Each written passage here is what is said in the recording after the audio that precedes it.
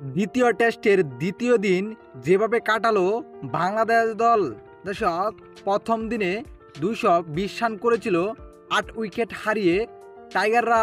ফলে দ্বিতীয় দিনে 247 রানে অল আউট হয়ে যায় বাংলাদেশ দল। এই রানের জবাবে ব্যাটিংয়ে নেমেই রীতিমতো ব্যাটিং তাণ্ডব চালিয়ে দেয় অপিলিংয়ে শ্রীলঙ্কার দুই ওপেনার পাতুম নিশাঙ্কা ও লাহোরু উদারা। যেখানে এই দুই ব্যাটার মাঠে নেমে টি-20 মেজাজে ব্যাটিং করতে থাকেন। তবে এক পর্যায়ে লাহোরু উদারাকে আউট করে নেয় বাংলাদেশ দল।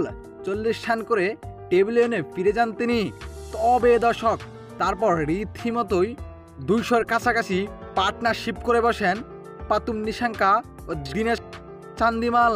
শেষ পর্যন্ত এই দুই ব্যাটার মিলে অবিশ্বাস্য জুটি করেন, যেখানে দীনেশ চান্দিমাল সেঞ্চুরির মুখে এবং মাতুম নিশাঙ্কা ডাবল সেঞ্চুরির পথে।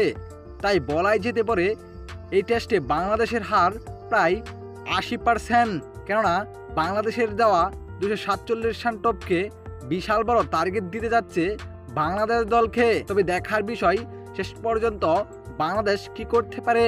তো দর্শক, আপনার কাছে কি মনে হয়, বাংলাদেশ কি পারবে শ্রীলঙ্কার সাথে দ্বিতীয় টেস্ট জিততে?